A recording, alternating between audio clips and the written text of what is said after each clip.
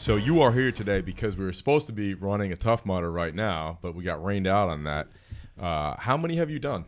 You know, I know I've done over a dozen because I went through a phase where I was doing not just Tough Mudders, I was doing Spartan races, all kind of different other ultra course races, Bone Frog, you know, all these different ones. Yeah. So I mean, I know I've done over a dozen Tough Mudders. Wow.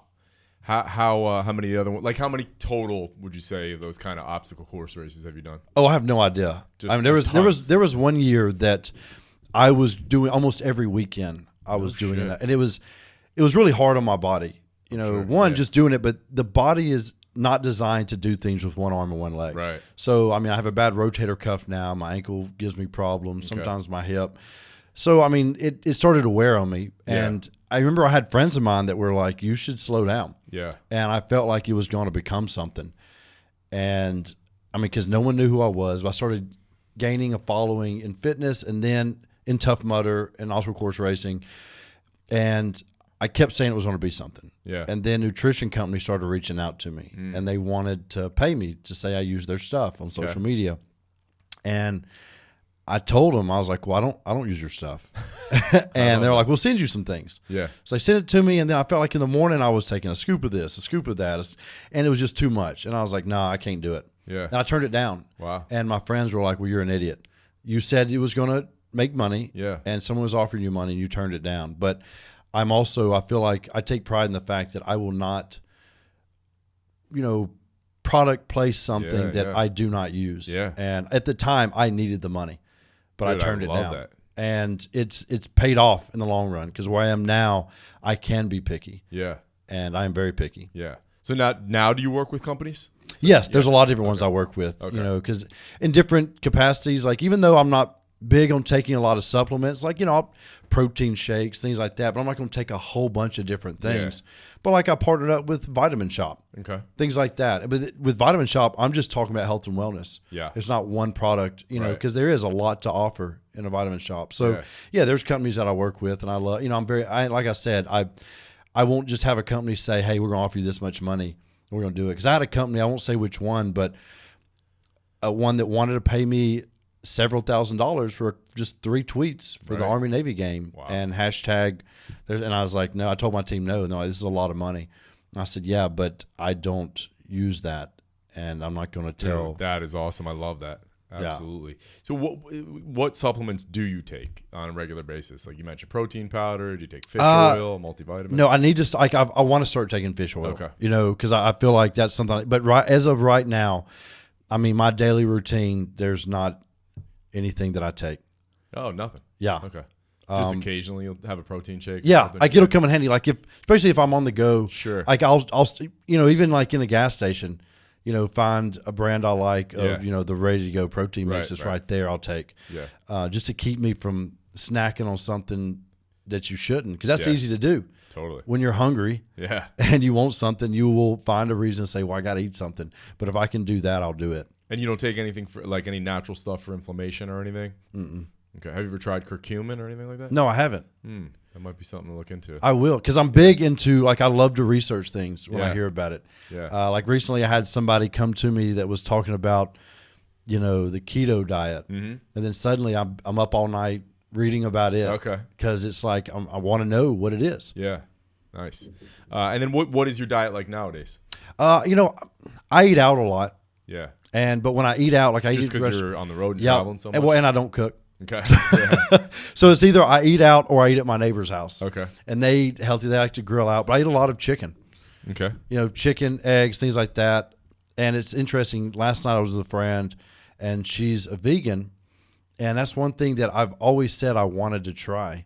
But I like meat so much. I don't know how. That's going to be hard to do. Yeah. It's going to be really hard to do. Yeah. There's some great vegan restaurants out here. Have you ever been? Cafe Gratitude is amazing. I haven't, but that's why I love when I get to come out here, that there's so many options. Like Birmingham has come a long way. Things are popping up because there's a fitness community that is in Birmingham, Alabama, but it's not as big. So to come out here, like you have so many options to eat healthy. Now, what I found in Birmingham, or if I'm on the road in a different state, most restaurants, you can find something healthy. That's like people I know that are like, well, I mean, learning how to eat is so complicated. I was like, no, it's not. No. You know what you shouldn't eat. Right. You know what I mean? Exactly, You don't have to be measuring out the macros and things like that. No, it's like that, fried chicken is going to be different. Yeah, those French fries. Right. It's easy to know what we should and shouldn't have. Mm-hmm. Totally. And so do you stick to a lower carb regimen or? No, see me with my injury, missing an arm and a leg, and like just from workouts, everyday life, just walking, I am burning more calories than the average person. Then you add a slight decline or incline to the pavement, and it changes. Like, being above the knee, I have to swing that leg out. My right leg does a lot more work, my right arm. So if I have to do a photo shoot, I'm going to cut my carbs down. Okay. But as in performing, no, I haven't used it in a while, but I do have a big thing of Carbo Pro on my counter that, I used to take a lot, and I've got it sitting there, because I want to start taking it again because I can just add it to water. But no, I use those carbs. Yeah. So what do you eat? Sweet potatoes, oatmeal, rice? I'm not a big oatmeal fan. Okay. I don't. I've tried. Yeah. Man, I've tried, but I just can't get into oatmeal. Yeah. Like, you grow up in the South, you eat grits. Right. You don't eat oatmeal. Yeah. Yeah. Oatmeal's better than grits, but I love sweet potatoes. Yeah. Do you have like any kind of routine or regimen? Do you eat every 3 hours? Do you eat, or you don't? No, I'm bad about when I get busy, I won't eat something, and then it just suddenly hits me, and I'm like, I'm starving, and I got to find some food. Yeah. And I wish I was one of those people that, like, have friends that plan their entire week's meals out. I do not. Yeah. I don't do it. And I say that, I know there are people who do it, and I wish I did, but also, genetics, my metabolism, things like that, Totally. It does alter what I can get away with. Yeah, totally. Because I always feel like if people saw how I ate every day, someone else that, battles with obesity, well, they're not going to be able to eat like I do. Right. And then I'm burning these calories at a high rate. Yeah. And so what's a normal week of training and fitness like for you? Like my weeks, because I travel all the time and it's very sporadic. Like, I'll have a speaking engagement in this state one day, home for a couple of days, then I'm somewhere else, or I'm out here right now. I was going to do the Tough Mudder. Like, I'm on the road all the time. So then when I'm home, sometimes I'll be doing interviews or stuff around the house or dealing with a bank or something like that. But a lot of times it's just, I just work out. And I will do, like, recently I've gotten into taking some classes, at a gym, and it's fun just to mix things up. Like, I've always loved just lifting by myself, but sometimes it's fun to mix it up. Yeah. And I will do more than one class a day while the kids are in Really? school. Yeah. Like, Wow. I'll just go at it. And that's all I have time to do is just work out. Yeah. And nice. It's pretty nice. Like, I'm not going to lie. Yeah. That's awesome. So let's go back to, when you first decided to join the Army, kind of where were you in your life, and what was that decision based on? Well, my mother was always telling me I should join the military, and I was like, no, don't see. I respected the military, but I didn't see me being a part of that. Okay. And I was in college when 9/11 happened, and that day, seeing those scenes live on television, I saw that second plane hit. Yeah. I remember the screams around the cameraman when it happened, like all those people. It bothered me, and I went for a run. And on that run, I decided, that I was going to join the military. It wasn't a career decision. I was 20 years old, physically fit, and I love my country. So I decided I'm going to do it. And I have an uncle that was a Vietnam vet. He was a paratrooper with the 173rd, and he always told me, if you go in, you go airborne, you go infantry, so you're right up front. So I went to my recruiter, and I said, that's what I want. And I ended up with the 101st out of Fort Campbell, Kentucky. General Petraeus was our division commander. I ended up with the perfect unit. And it went from not wanting to be in the military to going in because it was necessary to finding a career unexpectedly. The brotherhood, the training, I loved all of it. And I took pride in wearing the uniform. And then I was in the initial invasion of Iraq in 2003. That's when I was hooked. And it's weird to explain. We go to the movies and you want to kind of like engage yourself in that movie.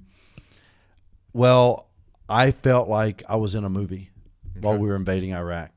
And I was one of the main characters in my head. Yeah. And it was like, this is better than going to the movies. This is living it. And that was when I was hooked. This is like, I'm either going to die in combat or I'm going to retire in the military an old man. There was no in between. Wow. So walk us through the next few years and kind of what went on. Well, so I was in Iraq from 2003 to 2004. Then we returned back to Fort Campbell, Kentucky, started training, prepping, and in 2005 I returned back to Iraq. No, during this time, and I assume most of your life, you were always really into fitness? Yes. Okay. Yeah. I got into fitness when I was like 12. Okay. It was actually, of all people, my older sister is about 7 years older than me, and she was a cheerleader, and she would do fitness stuff. And it was actually a VHS tape of Tony Little. Oh, that I was like, I wanted to exercise, So that was like, ever since then, I've just loved fitness. Okay. And I always tell people when they ask what got you into fitness, I was like, well, I realized that girls like fit guys. That's why I got into it. Pretty simple. Yeah. And so I love fitness. And so I got back to Fort Campbell, Kentucky. We started training, prepping, and we returned back to Iraq in 2005. And a few months into it, I was driving a Humvee, the lead vehicle, and there was three of us in the Humvee. Me, my platoon leader, and a gunner. And in 2005, we drove with our headlights off and night vision goggles on. And night vision goggles, you can see well, but you can't see everything. And one thing I didn't see that night was a tripwire stretched across the road. And when my front tires hit it, it detonated a roadside bomb large enough that when it hit my door, it threw this 9,000-pound armored Humvee flying through the air and landing in a canal running adjacent to the road. It knocked me completely unconscious. I don't remember it. And thankfully, the vehicle landed wheels down because they said that the water was up to my chest, had a huge hole in my jaw. Holy shit. And it was dark. It was a steep embankment. Like, they climbed up, didn't know where. I mean, we tumbled down. So, like, my platoon leader, Jerry said he didn't know where his weapon was, didn't know where his Kevlar was. He climbed up the embankment, and there was a Kevlar laying there, and he picked it up and put it on, and it had blood all over the strap, and he took it off and looked, and it had my name on it. And so then they were trying to get down into the embankment, get me out of the vehicle, up the embankment, into a Humvee, rushed me back to the potato factory we were living out of. We didn't live on a camp. We lived out with the locals. Medics worked on me. Helicopter flew in, picked me up, flew me to a camp in Baghdad. Medics worked on me there. From there to Germany. I briefly woke up there, was confused on what was going on, went to sleep, woke up, was at Walter Reed Army Medical Center in D.C., and that's when I really started to wake up, and it was 6 days later on Christmas Day. And I was unaware of where I was, how I got there. The only thing I remember, the first thing I saw were my parents walking in the room. And it's strange to say that this is what went through my mind, but as soon as I saw my mom's face, something in the back of my mind said, smile so she knows you're okay. And I have no idea why I thought that, because I didn't know what condition I was in. Yeah. Wow. So then kind of what happens next from there? Well, my mom was actually the one who stood at my bedside. And I'm sure at a different time I may have been told, but I was so heavily medicated that I don't remember it. The first time I remember hearing and grasping what condition I was in was from my mom. And she told me, she said, Noah, you've lost your left arm above the elbow, left leg above the knee. My right leg was severely injured. My right hand was injured. My jaw was shattered, so my mouth was wired shut. And I had this trach, so I had this thing I had to put in if I tried to talk. Even with my mouth wired shut, I had to have this little piece put in that can come in and out so I could talk. And I remember when she told me, I mean, it was terrifying. Because, I mentioned that I had decided I was going to either die in combat or I was going to retire an old man in the military. No in between. Yeah. Well, suddenly I was in the in between, and I was not mentally prepared for it. And I mean, I struggled with it. There were emotions back and forth. 1 minute I'm like, this is fine, I'll make something of this. The next, I'm angry. The next, I'm crying like a baby. And it was just all these things back and forth. And I battled with that for several years. Yeah. The depression that I went through and the denial. And I think that what hurt the most, I mean, the injury was bad enough, knowing that things would never work the same. In the beginning, I needed help doing different things. I found a career. I stumbled upon a career. People go their entire lives and never find a career. Yeah, true. And almost immediately, like overnight, it was gone. And I didn't know what to do, where to go. And I've used that as an example in different places where, I mean, I was in a room full of doctors and we were talking about depression. And I looked at one of them. I said, if you woke up tomorrow and you couldn't be a doctor anymore, what's plan B? Right. He put so much effort into being a doctor. He's like, I don't have one. I said, yeah. You don't think that would send you into a depression? He was like, yeah. Yeah. And that's what happens to a lot of people. When you have a vision of the future and then it's gone, Yep. you don't know where you're going. And it's terrifying. Yeah. And I, for a couple of years, just gave up with everything. Wow. How did your family take it? Like your parents? It was hard on them. Yeah. Very hard. But my parents, my 3 sisters, I mean, that's one thing that helped my success was having a strong family and a family that was there for me. So we bonded and they helped me through it. Okay. But then at the same time, they knew what all to do for me. Yeah. You know, because then, you know, I was married at one point and had my first son, and he was about a year old when I got injured. Me and his mom split up. I thought, who wants a guy missing an arm and a leg? I rushed into a second marriage, had 2 more children. Our marriage didn't work out. I always tell people the person I was during that depression, I would not hang out with right now. Would not spend any time with. Wow. And what do you think were some of the things that started to get you out of that, started to turn it around? You know, so I've had people ask the question along the lines of, what was that one moment? You know, I always say there is no one thing. Life is not a movie. But, I mean, you asked it perfectly. Like, I've never had anyone ask it that way. What were the things? Because there are several things that happen. And one of the most powerful things I had was my 3 children. I walked into my living room one day, and my 3 kids were sitting on the couch watching TV. And I realized to my 2 boys, I was showing them what a man is. And that's what they're going to grow up to be. And to my little girl, I was showing her how a man's supposed to act. Yeah. And that's what she's going to look for one day. And that scared the shit out of me. So I knew I had to make a change. So then, you know, even though I had that in my mind, I got to be better for them. I got to be better for them. I still made mistakes. Sure. I would mess up, but every time I fell flat on my face, it was the thought of them that with the motivation to get back up and push a little harder, go a little further. And with each time I got up, I got a little stronger. And there were other things that helped me along the way. I saw things. I was like, I don't want to end up in that. I ended up spending 10 days in the county jail.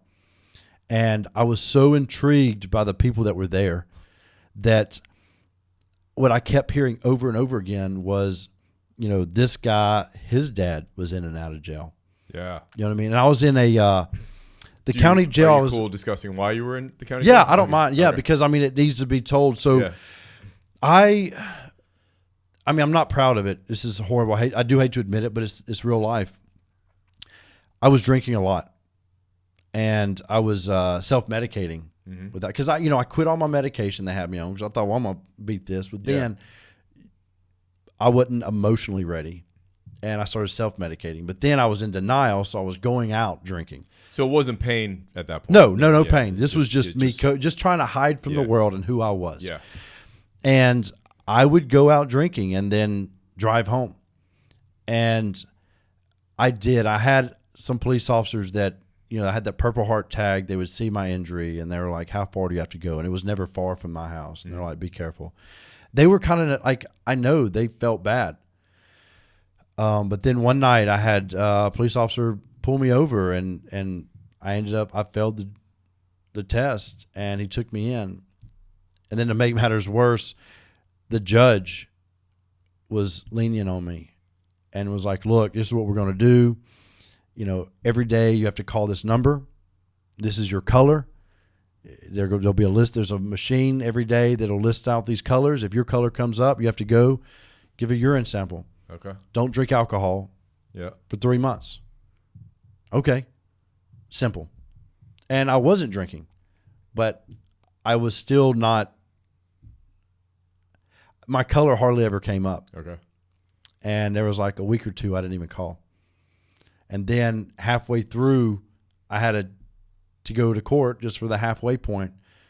And I got in there, and the judge was looking at the paperwork, and you could just see the anger on his face. this guy's doing me a favor. Because he was like, it won't go on your record. We're going to do this, and we're going to get this through. Right. He said, you've missed your color twice. So my color came up, and I didn't call, so I didn't hear it. I didn't go. And I said, well, there's no excuse, Your Honor. And he was like, how are you? And I was just so nonchalant that I think that just angered him more, because here he was trying to help me, and I'm just like, nah, I missed it. Yeah. And so he put me in jail 10 days, no bail, no bond, for contempt of court. And it was that 10 days I needed to have, one, to see where these other guys were, and to realize I wasn't that far down in the hole. And I was very intrigued. And then these guys, I kept hearing, like I said, that their fathers, you know what I mean? There was this trend. Yeah. And I was like, okay, my kids are not going to grow up and have this. And I don't want them to have a father that they say, oh, he's locked up again.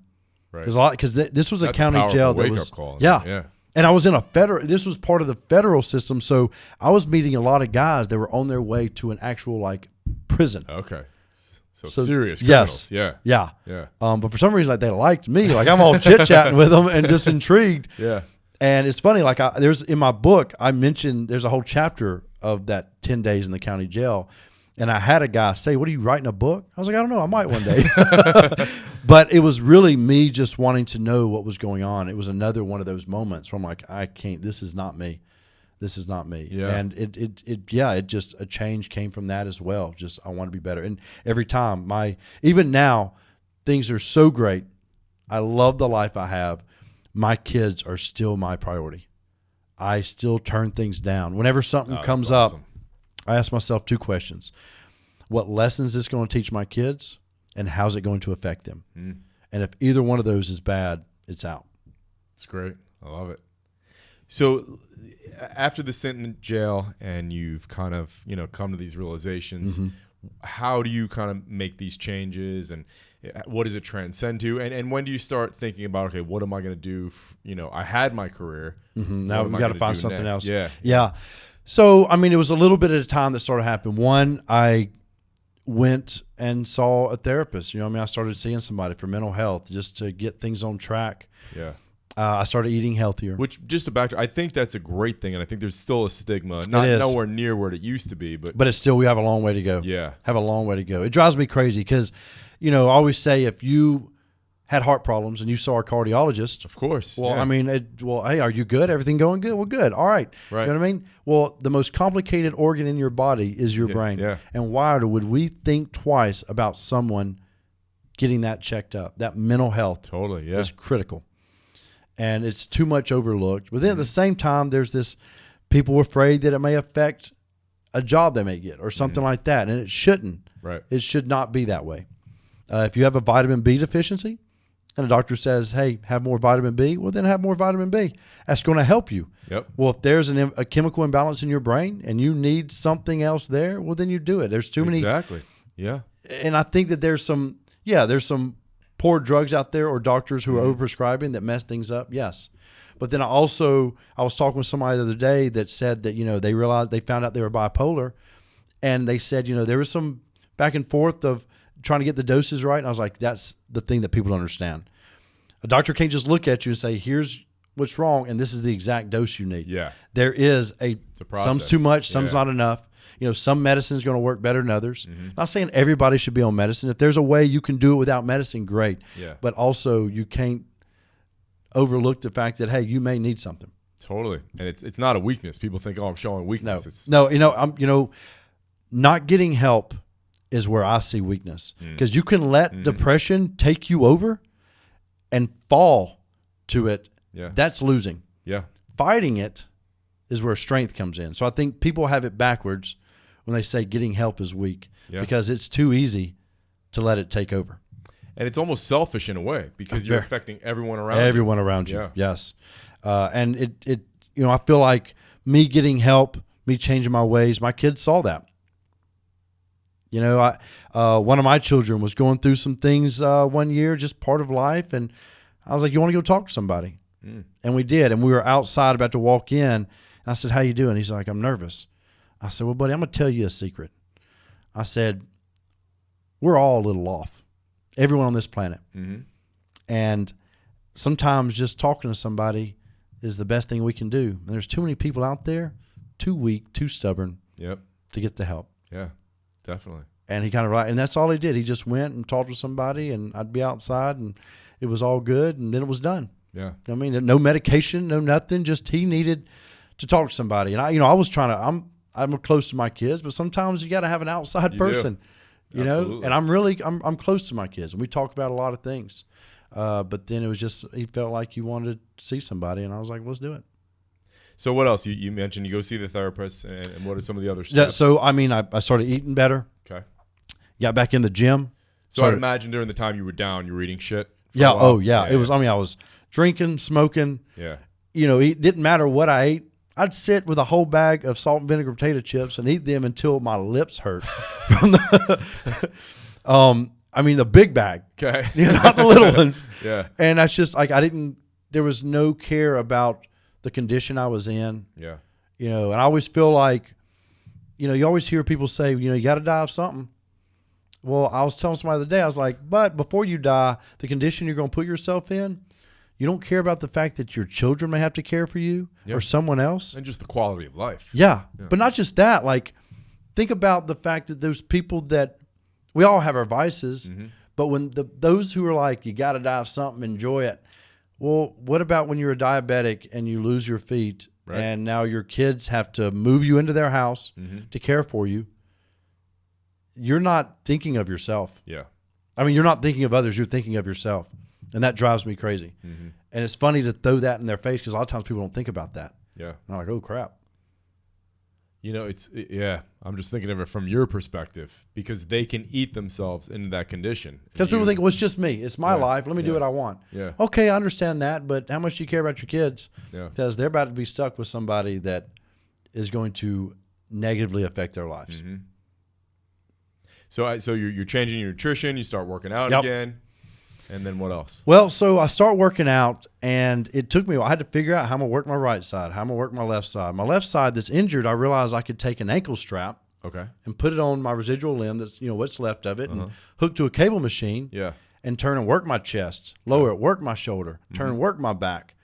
And then I got a running leg. I started running. I started using machines, different weights, kettlebells, and just got back into fitness. And then it got to where I'm not afraid to admit it. I'm working out at one gym. Everybody knows me. It was time to go to another gym. So then I joined another gym and another. So then because I'm bouncing around, I start within the Birmingham area, like within the fitness world, people start knowing me. Then it starts going even further. Okay. And then I start running these obstacle course races. And around what year is this?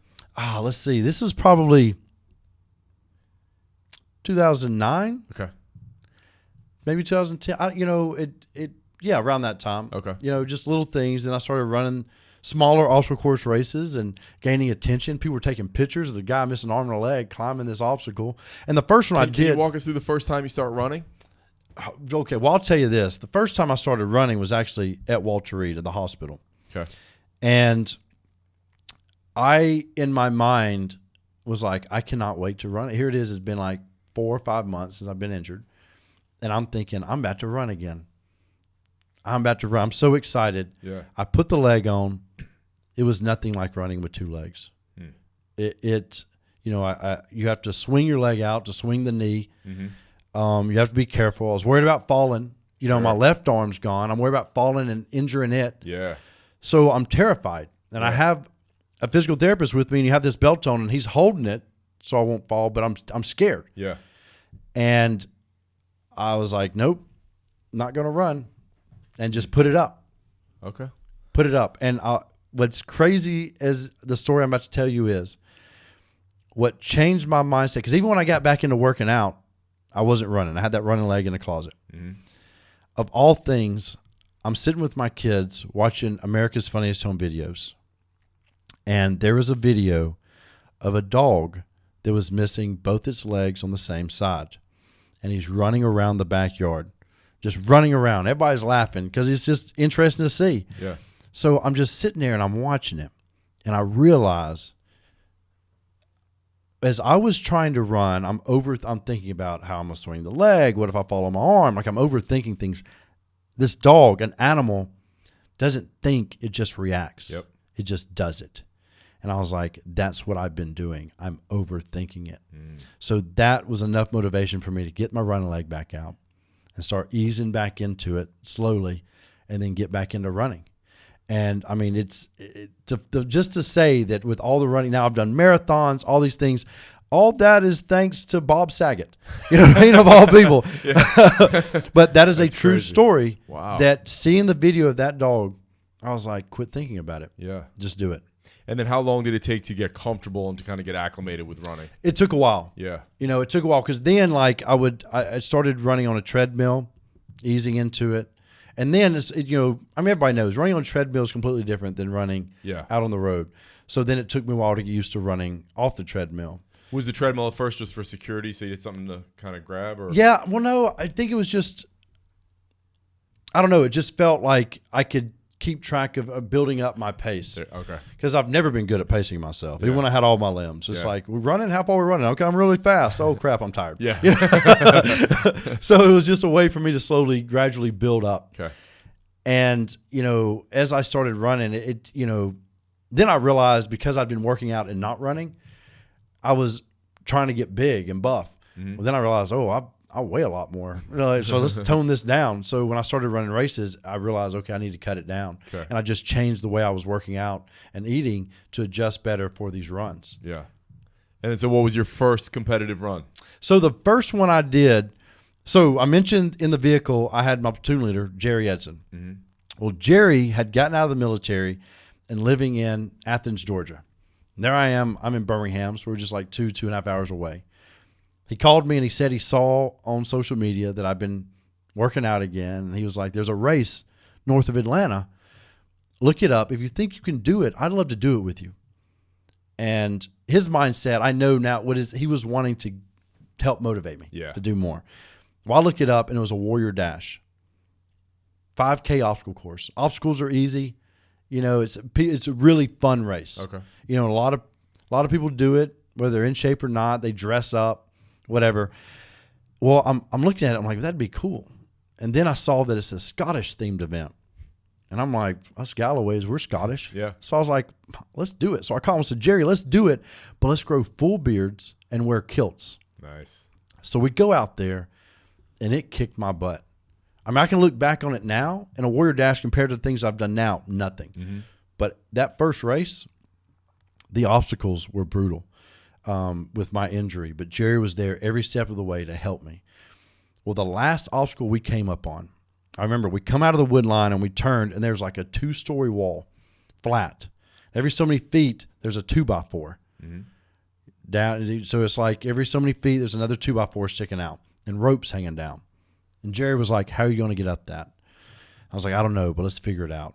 And I grabbed the rope with one arm and I pull with all my strength, my entire body up, and then get my right foot onto one of those boards. Jerry stepped on the rope, and I slid my hand up, and I pulled all my body weight up, was able to get on the next board, and then all the way up that wall. And this was an obstacle that was on a turn where all these spectators were. And when I got to the top of that obstacle, I heard them cheering, and it felt great. Well, then we come down the other side. We crossed the finish line, and all these people wanted to meet me. They wanted to know my story. They wanted to take a picture with me. And that's when I told Jerry, I was like, we're doing more of these. Like I was hooked on the attention, everything. Yeah. And then I just kept doing more and more races. And as I did them, they got easier. As you learn, then the more I did, like I took pride in the fact that I could go out on the course and there were obstacles that I saw fit, able-bodied guys helping each other through, and then I would do it on my own. That's crazy. And I wouldn't say anything to them, but I'd see the look on their face, someone on my team would be like, yeah, those guys were like, did that dude just do it by himself? Yeah. You know what I mean? I would take pride in that. Yeah, of course. Because I'm not, even if I weren't injured, there's always somebody, like I said, bigger, stronger, faster. Mm-hmm. I'm injured, so there are limitations. I'm not a superhero, but it's nice to have those moments every so often. Yeah. Where you're like, hey, I did that and they didn't. Yeah. And then from there, you kind of just grew this following organically over time. My following, it was interesting. I had this following of, really big guys with full beards and fit women covered in tattoos. Like that was my demographic. Like these were hardcore athletes that were into adventure racing, and they were following me.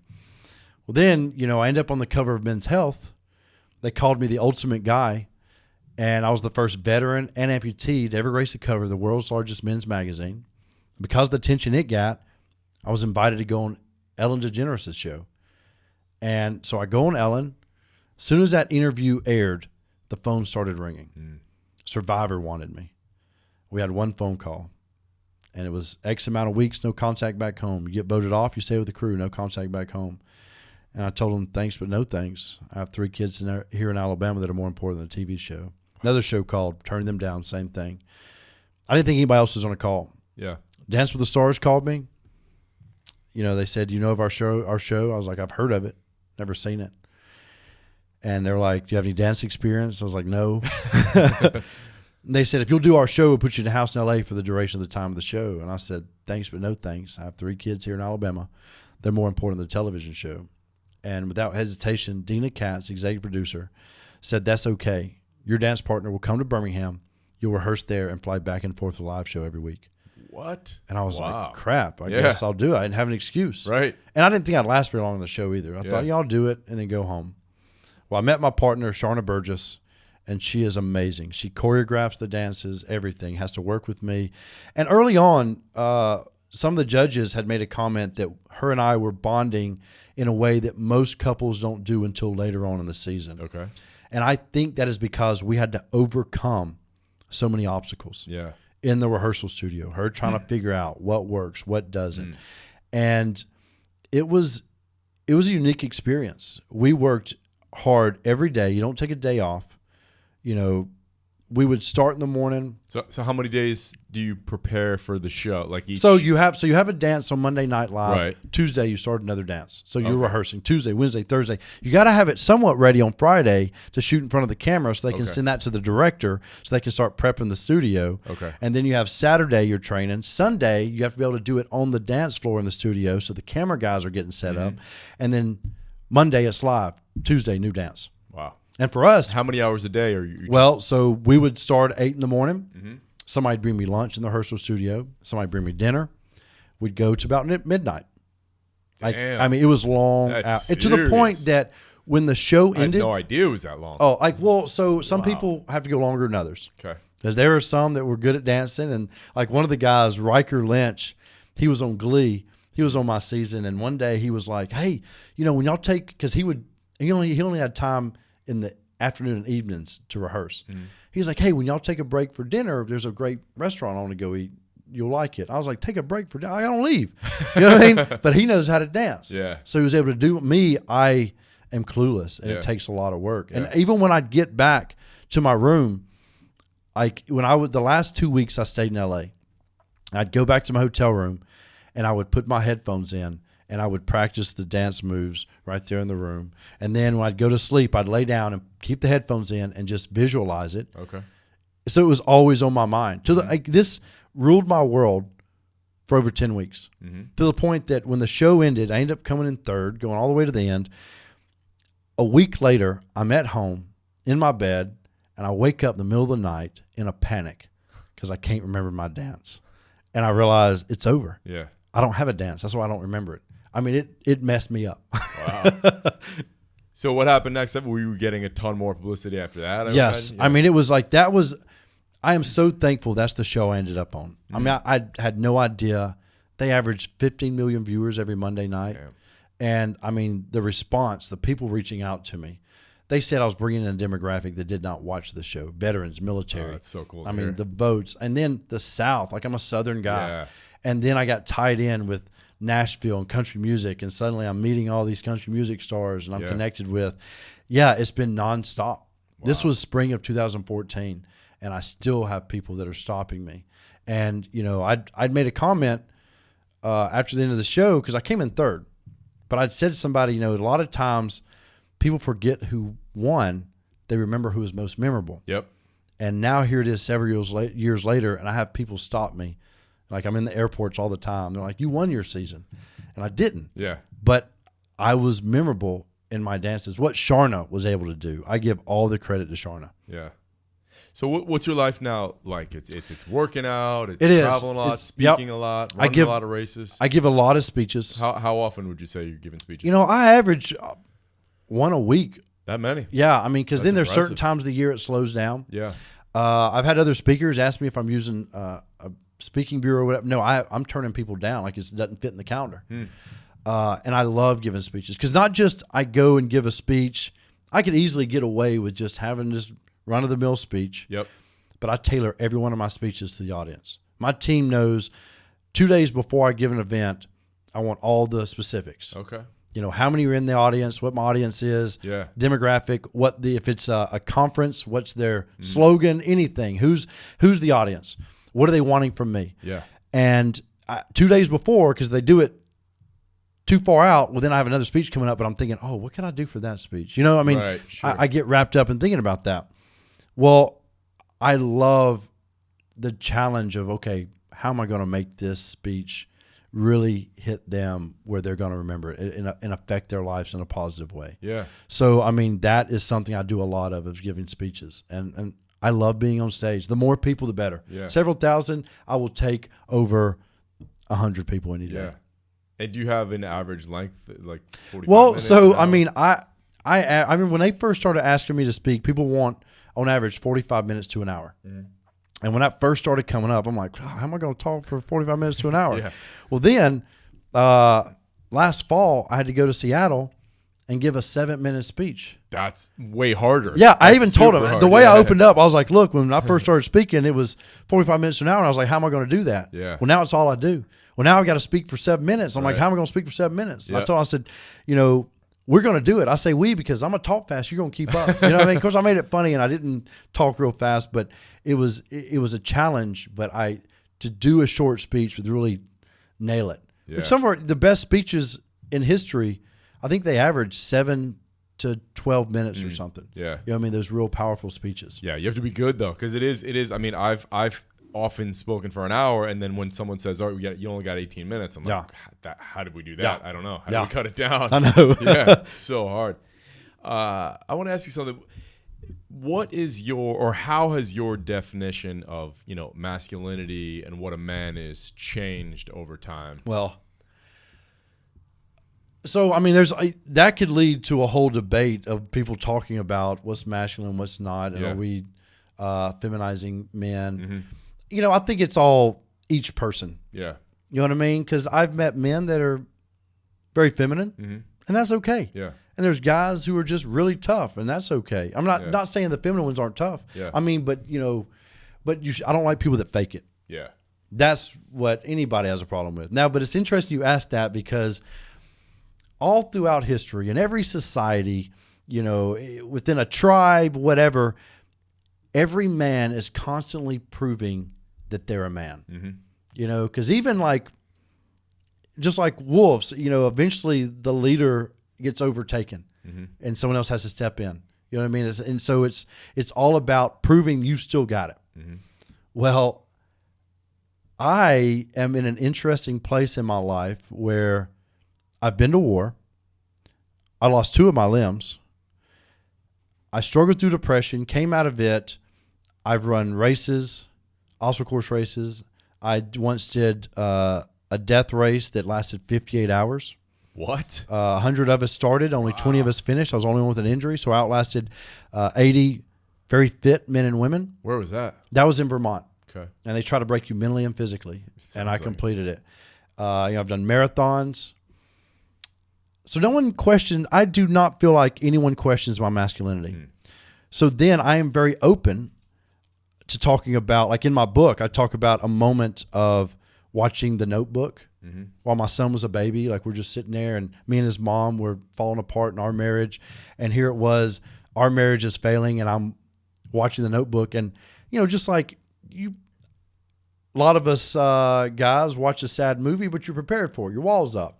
Not me. I cry at every sad movie. Well, The Notebook, I thought I'd beaten the sad part, let my wall down. I don't know if you've ever seen it. Well, then, not to ruin it, but this old guy climbs in the bed to die with her, and I'm like, oh, my God. But I'm open about talking about that. I love the Golden Girls. A huge fan. Me too. You know, so I'm like, I feel like no one questions, and I can be very open. Blanche. Oh, Rose, Sophia, and Dorothy, yeah. You know, she was in real life.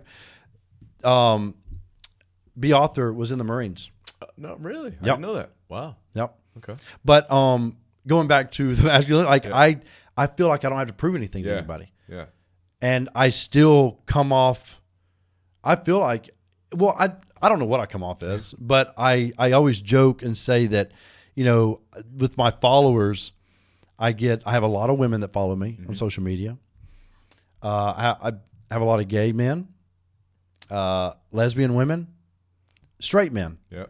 I always joke and say anybody with a heartbeat, really. No, but it's fun. One day I was in the gym and there's this buddy of mine. He's real big, buff, and I was like, yeah, I actually get a lot of like man crushes.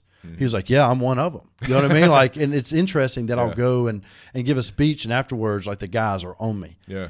And so it's like if they didn't see something in me that's masculine, they wouldn't be driven to that. Right. But at the same time, I'm not trying to be this tough guy. Yeah.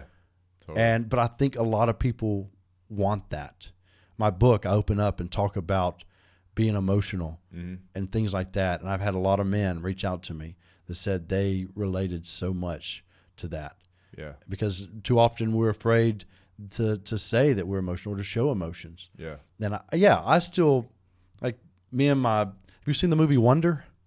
I don't think so. About the boy that his face is deformed. He's been through all these surgeries and he finally goes to school in 5th grade. Well, like from the entire movie, I'm holding in like this lump in my throat. And me and my sons watched it together, a 10-year-old, a 13-year-old. And we're sitting there and I look over at them and they're all real stiff like me. You know what I mean? Because it's just natural. You don't want to, but at the same time, I'm not afraid to show emotion around them. Yeah. Because I don't want them to ever hold things back. And I feel like when people say, well, men didn't show emotion back. And and there's a lot of issues that came out of that. Yeah, exactly. I hate it when people say back in my day or what. It's like, and look how that worked out. Right. I think so many people mistake vulnerability for weakness. Yes, and it's not. Yeah, totally. Yeah. And I've been around a lot of tough men, and I can talk about things that like I feel like they wish they could say, and they don't. Because it kind of keeps you prisoner if you can't. If you can't show that emotion, you can't talk about those things. Yeah. So really, I love the fact that I don't feel that pressure. Yeah. At all. What would you say that this is a tough one? You have to think about it, but that means either more or less to you now than let's say it did 20 years ago, like things that might have concerned you, or you would have worried about other people's opinions or things like that you gave credence to or gave weight to 10, 20 years ago. Now it doesn't even matter because you see what's more important in life. Or the flip side, what's more important now than maybe it would have been 20 years ago. Well, I mean, I wish I could say that I don't worry about what people think about me, but I do. It's one of my biggest flaws. Yeah. I'm always worried about what people think. And if I hear something negative, like it will bother me. Yeah. Like on social media, I can have 1,000 positive comments and that one negative drives you nuts. Yeah.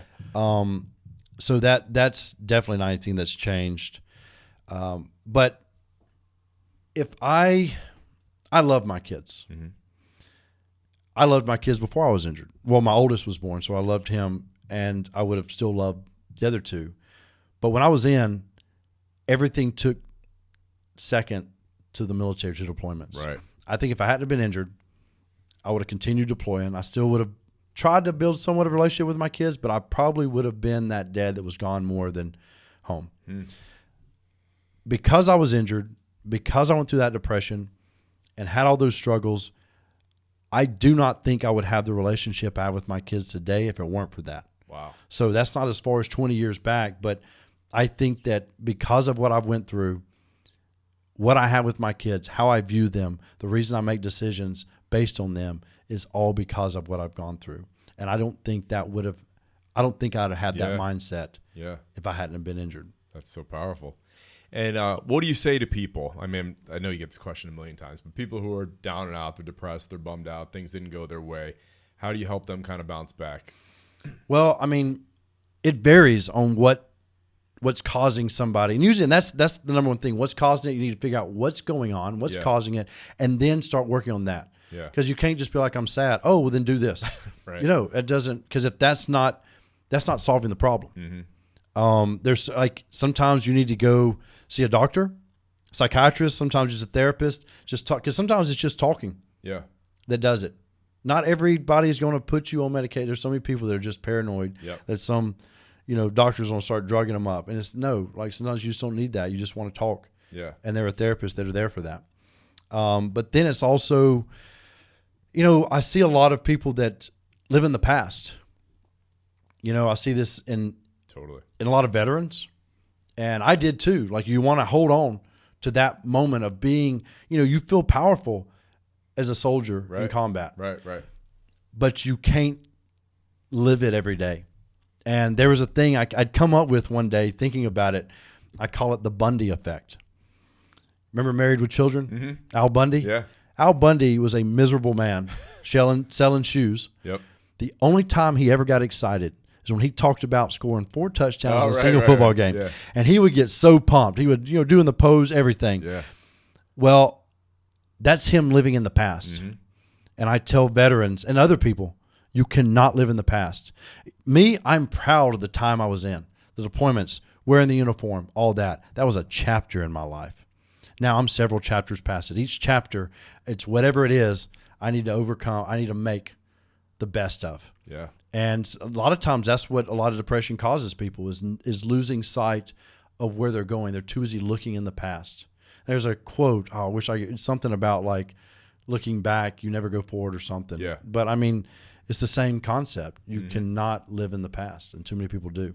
And what about people who struggle to get in shape? All right, so I love this one. Yeah.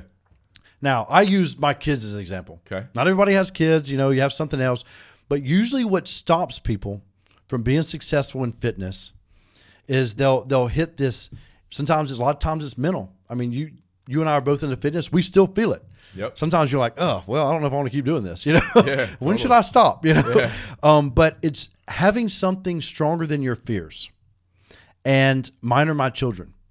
I have to stay healthy, stay fit. Like I don't have to be doing marathons all the time and 58-hour death races. Yeah. But physically fit because I want to. When I'm healthier, I'm happier. And I want to be able to run around with the kids. I want to do things with the kids. So they are my motivation. So great. I love it. And so those moments, why am I doing this? Well, boom, that's my number one. My other one, I also now have people reach out to me and tell me that I motivate them. So that keeps me driving. But it's having that thing bigger than your fears. And I tell people that that's in life in general. You cannot, everything that works in fitness, you can flip and say it's in life in general. I use fitness as an example all the time. Yeah, totally. Something stronger than your fears, because we hit obstacles all the time in life. Mm-hmm. And sometimes that obstacle just seems so big, we're like, well, this is where I stop. No, you got to have something that's like, God, I don't want to do this, but they're more important or that's more important. And there's nothing wrong with somebody saying, I want to own a new Corvette. Mm-hmm. Well, then work your butt off and get it. Right. You know what I mean? I don't think there's anything wrong with that, but you got to have something that motivates you through those obstacles. And I tell people that all the time. Now, one thing I can't stand is, because we've all done it, these fitness pages that post pictures, they're supposed to motivate you, but the man or woman look incredibly fit. Right. Well, look, I've done photo shoots before. You manipulate your diet, even if it's not Photoshop. Yeah, you only look that way for because like one day I'm sitting on the bed scrolling through Facebook and a fitness page pops up and this guy and his abs, I look down at mine, I was like, well, mine don't look like that. And then I'm like, wait a minute, they can. Yeah. But it's not, no, I'm not in that stage of prepping for a photo shoot. Yeah. So I don't like that because there are too many people that they don't need to be worrying about that six pack. Mm-hmm. You need to worry about getting in the healthiest shape you can be in. Definitely. Yeah. Because years ago, I've always been into fitness, but years ago I decided, you know what, I'm going to quit worrying about what I look like. I'm going to start from the inside out. And I just worried about being as healthy as I could, eating, working out, everything. Then one day I looked in the mirror and I was like, dang, I look good. You know what I mean? Like it's you can't obsess over what you're going to look like or try to look like somebody else. Yeah, totally. That mindset to longevity and being healthy is way better than obsessing over pictures in the mirror. Because every one of our bodies at our best is going to look different. Yep. Because I remember, look, as a young teenager, I was reading fitness magazines and, when some of them were like the big bulky guys, then you realize, wait a minute, these aren't the guys. Then you're looking at others, but they were different body types. Mm-hmm. You know what I mean? Because there were some all like, I want to look like that guy, but I'm not going to look like that guy. I have a long torso. Yep. You know what I mean? Which looks great with a six pack. You know what I mean? But every one of us is different. And so obsessing over the way you should, trust me, anybody that's at their healthiest is going to look sexy. Exactly. Yeah. So what's next for you? What are you working on now? I mean, I've got speeches lined up. Okay. It's about contracts closing on working on another TV show that I'll be hosting. I can't say a lot about it, but it will kind of be exciting. Nice. There's some big things that I'm working on. Okay. You know, I'm trying to think right now, like what can I say, what can I not? Yeah. But then, you know, I'm still working with different companies, do different things, promote different stuff. I enjoy doing that. And, you know, there's actually, I'm not going to say what it is, but there's a place that I work at a couple different places. Like I like to bounce around. There's one I've been doing stuff at that I enjoy it so much that I want to reach out to them and say, hey, what can we do? Nice. You know what I mean? Because I don't do things for the money, you know, whatever. It's like I want to share this with people, you know, but then also it is what I do for a living. Yeah. You know what I mean? So there's a trade-off. Yeah. And I enjoy that, and I want to continue to be, you know, the person that I claim to be, that, you know, is real. I love it, dude. Your excitement, your passion is contagious. Thank you so much. Where can everyone follow you online and keep? So I mean, I've got my website, noahgalloway.com. For anybody that's interested in speaking, like there's a tab for that. But also from that, it links to my Facebook page, Noah Galloway. It's certified. My Twitter is at Noah_Galloway. There's a high school kid that took Noah Galloway before I did, but he's a super good, because I've seen him direct people to me before. Oh, really? Okay. But then also Noah Galloway Athlete for my Instagram. That's my biggest page, is my Instagram. But yeah, the social media, the website. Awesome. Noah, thanks so much, man. I really appreciate it. Thank you.